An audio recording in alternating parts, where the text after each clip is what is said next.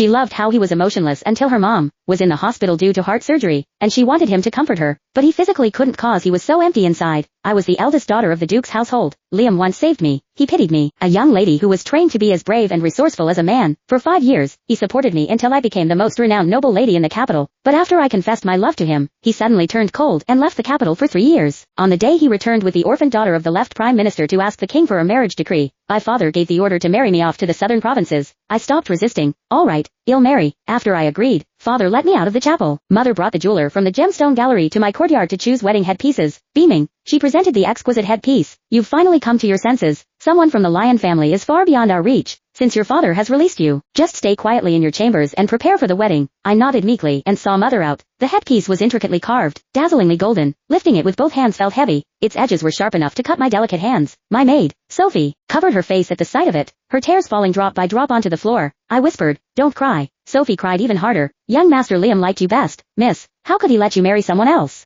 I looked out the window at the withered maple leaves scattering in the wind. Sophie, he never once said he loved me. All of this was just me misreading the signals, wishful thinking. Now, in just waking up from that dream, by my agreeing to marry, everyone would breathe a sigh of relief. Liam would too. They were all afraid I'd cause a scene at his wedding. Only my silly Sophie said with red-rimmed eyes, "Young Master Liam will surely regret it when he finds out you're married." I leaned on the windowsill, watching the falling maple leaves, remembering the day I first met Liam. That year, influenced by conservative factions, my father insisted I, a girl, compete with men for a place in the world. I had to study music, chess, painting, horseback riding, and archery daily. What women did, I had to master. What men did, I had to learn. During a horse race, I lost to someone else. Father's face darkened, right there in the field. In front of everyone, he slapped me to the ground. Useless.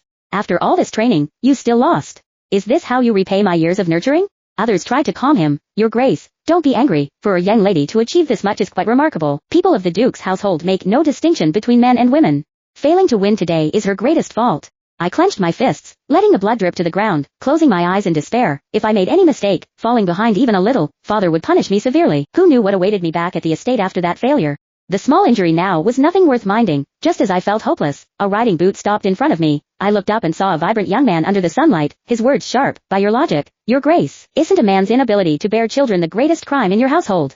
Then shouldn't you be the first to be punished? He saw justice for me from my father, helped me up, and called for a physician. Father, humiliated, stormed off. After that, more people opposed father's methods of nurturing me. Liam, fearing I'd be punished upon returning home, personally escorted me back. Then he personally went to father's study to apologize. For the next 2 months, he visited the Duke's estate daily. Worried father would still treat me like a son. Sometimes he brought novels, strange curiosities, or fresh pastries from the newest bakery. Occasionally, he took me out to play in the capital. As he put it, a young lady should enjoy herself before marriage. Once married, she won't have such freedom. He seemed unruly but had a keenly observant heart. The king often assigned him duties. He barely had time to go home. Yet, someone noticed his shadow still appeared monthly at the Duke's estate, simply because he feared my father would force me to learn masculine skills. The more frequently he came, the wilder the rumors grew. Gradually, everyone in the capital knew. The youngest son of the right prime minister's family was smitten with the young lady of the Duke's household. That young girl from the Duke's estate was a lucky one. I once asked him naively, if I can't find a good husband before I come of age, can I marry you? He chuckled softly. If it really comes to that, you won't need to ask. I'll come propose myself. He was so good to me, standing up for me, making me the most envied young lady in the capital. Love sneaks up on you. Mine grew deep. This went on for 5 years. On my coming-of-age ceremony, he brought generous gifts to the Duke's estate. Father had also invited many guests. After the ceremony, I eagerly searched for him, finding him in the garden, placing a hairpin for a young woman, amidst the blooming flowers. They looked a perfect match. Enraged, I rushed forward, pulled his hand away, and smashed the jade hairpin. Liam, I'm of age now. Does your promise to marry me still stand? My heart already belonged to him, and he visited so often. Everyone in the capital had witnessed it over the years. They, like my father, hadn't dared arrange matches for me, waiting for this unspoken understanding to become official. But Liam's face changed drastically. He took the young woman's hand and hurried away. The next day, I heard he had left the capital overnight, vanishing without a trace. I refused to believe he'd disappear after my confession, waiting daily for a letter. 1 month, 2 months, 3 months, no letter ever came. Father grew impatient, ordering mother to arrange a marriage. I begged mother, Liam will come back. He will marry me. I resisted stubbornly, even living in the chapel for 3 years, copying scriptures daily, praying for his early return. My prayers were answered. He returned, but the depth of our feelings turned out to be my own delusion. He asked the king for permission to marry the left prime minister's daughter. He avoided me like the plague. Sorry, due to copyright issues I am unable to continue updating the next chapter. If you like the book, if you like this book, circ 210,639 on Novelgo, to read this book.